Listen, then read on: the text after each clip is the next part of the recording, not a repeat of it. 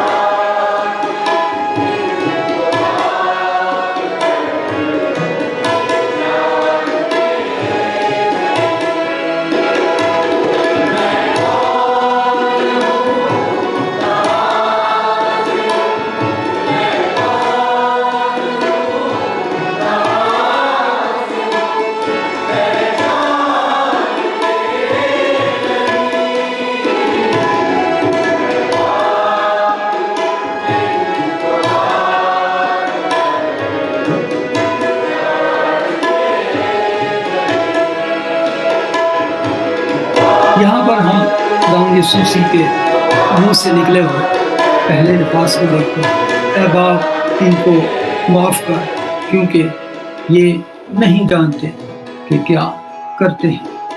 یہ ایک دعا کی صورت میں خداوند یسوع مسیح کے منہ سے عام طور پر معافی کے کلمات یا معافی کا کلمہ ہے۔ یہ باپ سے درخواست ہے کہ اے باپ ان کو معاف کر کیونکہ یہ جانتے نہیں کہ کیا کرتے ہیں۔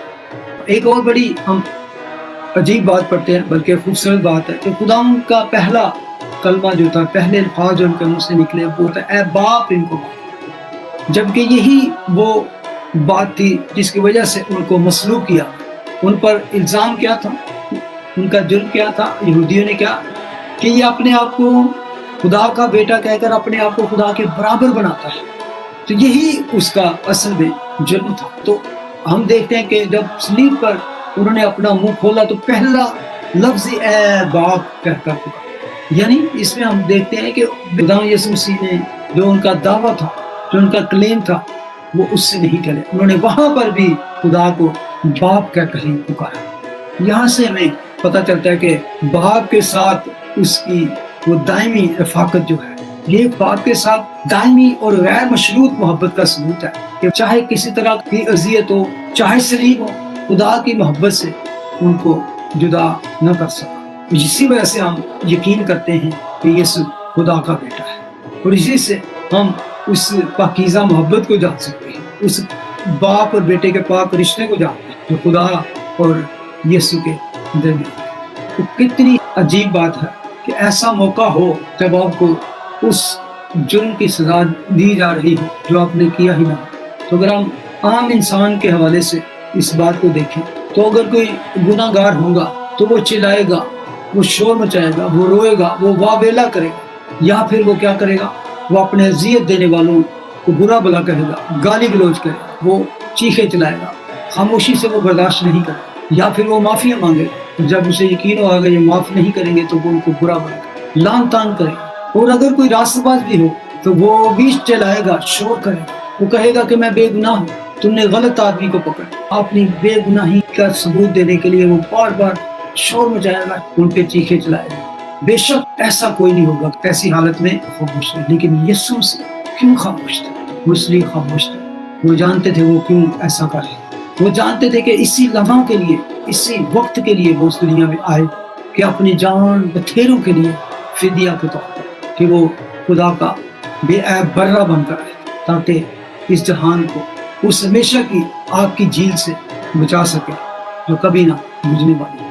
تو ایسی حالت میں ایسی بات کوئی بھی نہیں کر سکتا کہ اے باپ ان کو معاف کر کیونکہ یہ نہیں جانتے کہ کیا کرتے، جبکہ وہ یہاں جان کرنے کی حالت میں اذیت میں سے گزر رہے ہیں۔ اس وقت ان کا چہرہ، ان کا بدن لہو لہان تھا، سر سے بہنے والا خون جو کہ اس کانٹوں کے تاج کی وجہ سے جو اس کے سر پر رکھ دیا گیا تھا، بلکہ اس کو ٹھونس دیا گیا تھا، منہ بھی ان کا سارا خون سے لت پت تھا، जिन कांटों से वो ताज बनाया गया था वो तकरीबन 2 से 2.5-3 इंच के होते थे और बहुत ही जरीले किस्म के होते थे जो उन्होंने खुदावंद के सर पर रखे।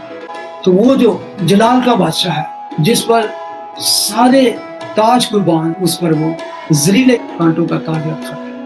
आप उस अजियत को अगर गौर ही करें, फिर उसके सर पर जो रूमी सिपाहियों ने वो स्टिक मारते थे, जो सरदार काहिन के प्यादों ने, उनके नौकरों ने की, उसके मुंह पर तमाचे मारे गए, थूका गया, कोड़े मारे गए, उसका बदन भी लहूलुहान था। इसीलिए यशायाह नबी उस बात को 700 साल पहले ही जिक्र करता है, जिस तरह बतेहरे तुझको देखकर दंग हो गए, उसका चेहरा हर एक बशर से जायद और उसका जिस्म बनी आदम से ज्यादा बिगड़ गया। यानी कि उस वक्त उसका चेहरा, उसका बदन इस कदर भयानक हो गया था, इस तरह था कि वो बनी आदम में, इंसानों में शुमार ही नहीं किया जा सकता। वो इस कदर उसका चेहरा बिगड़ गया था, मुंह पर तमाचों की वजह से, सर पर जहरीले कांटों की वजह से। तो खुदावंद ने ये सब कुछ सहा, लेकिन इसके बावजूद उन्होंने कहा, ऐ बाप इनको माफ कर, क्योंकि नहीं कि क्या करते। ये उसी बात की तकमील है जो यशायाह ने पहले से कही कि उसने खताकारों की शफाअत की। एक और बात हमें इससे सीखने को मिलती है कि जब खुदावंद ये कहते हैं कि ये नहीं जानते कि क्या करते हैं, इससे हमें एक बड़ी बात का अंदाजा होता है कि गुनाह इंसान की जिंदगी में कितना गहरा असर करता है, कि वो गुनाह करते हुए भी ये नहीं समझ पाता कई दफा कि वो गुनाह कर रहा है। तो इसलिए खुदा ने कहा कि ये नहीं जानते क्या क्या। गुनाह अक्सर इंसान की जिंदगी में इतना गहरा चला जाता है कि वो उस अच्छाई के, पाकीज़गी के एहसास को ही भूल जाता है, खुदा को के खौफ को ही भूल जाता है। कि गुनाह उनकी जिंदगी में अंधेरा कर देता है, तारीकी कर देता है। और इसलिए खुदा यीशु मसीह जब दुनिया में आते हैं तो लिखा है कि वो नूर दुनिया में आया। नूर तारीकी में चमकता है, और जब नूर तारीकी में चमकता है वो क्या करता है, एक्सपोज कर देता है। खुदा यीशु मसीह दुनिया में आए और नूर बन के आए ताकि वो तारीकी के कामों को एक्सपोज करे। लेकिन बहुत से लोगों ने उसको रिजेक्ट कर दिया, क्योंकि जब लोगों के गुनाह एक्सपोज होते हैं तो वो बर्दाश्त नहीं करते, वो बल्कि नफरत से भर जाते हैं। क्योंकि उनके काम जाहिर होते हैं तो वो शर्मिंदगी और अपनी इंसल्ट फील करते हैं। तो इसलिए कलाम मुकद्दस में लिखा है, लोग इसलिए नूर के पास आना नहीं चाहते ताकि उनके तारीकी के काम जाहिर ना हो। उन्होंने गुनाह की संगीनी को ना जाना।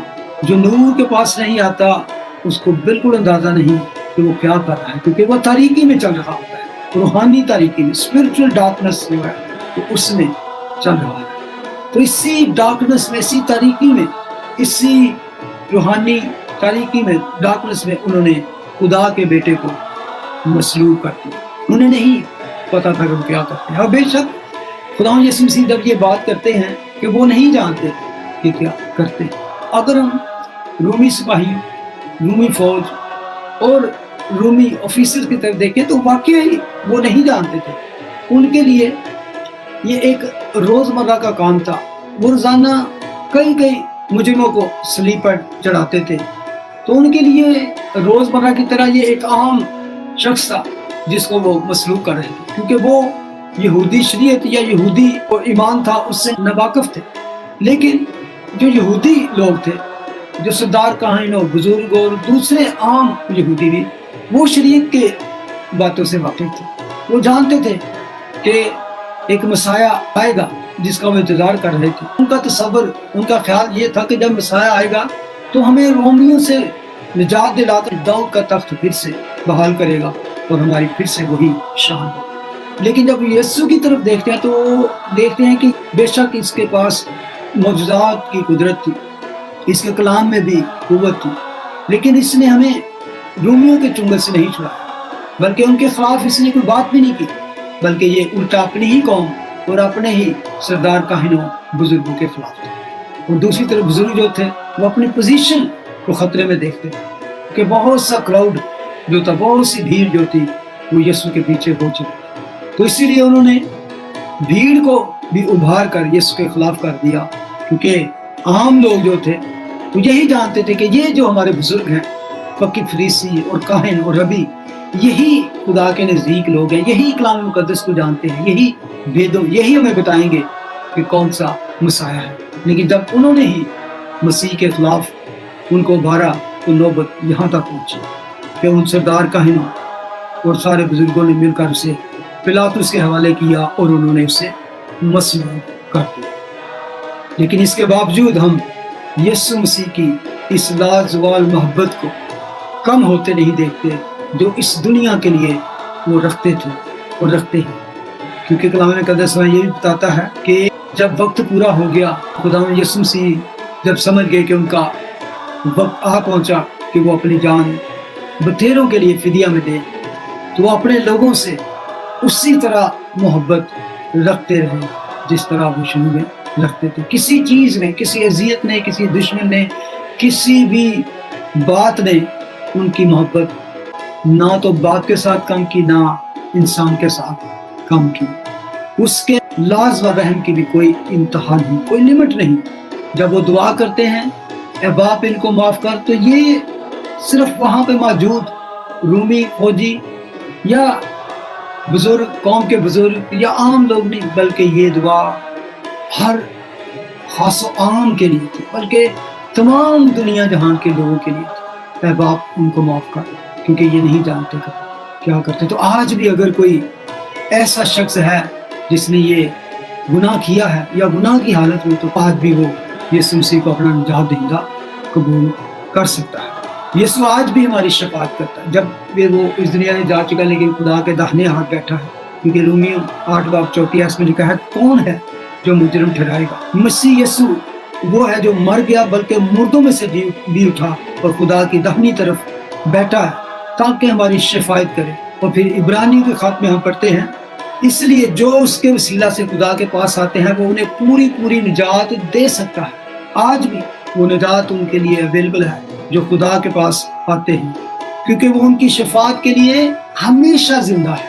یہ ایسا بڑا سردار کاہن ہے جو ہماری شفاعت کے لیے خدا کے داہنے ہاتھ ہے، اور وہ آج بھی ہر ایک گناہ گار کے لیے شفاعت کرتا ہے۔ تو کیا کرنا ہے عزیزوں؟ ہمیں یسوع مسیح کے پاس آنا ہے اور سچے دل سے اس نجات کو قبول کرنا ہے۔ عبرانیوں 10:22 میں لکھا ہے تو آؤ ہم سچے دل اور پورے ایمان کے ساتھ اور دل کے الزام کو دور کرنے کے لیے دلوں پر چھینٹے لے کر بدن کو صاف پانی سے دھلوا کر خدا کے پاس چلیں۔ آمین۔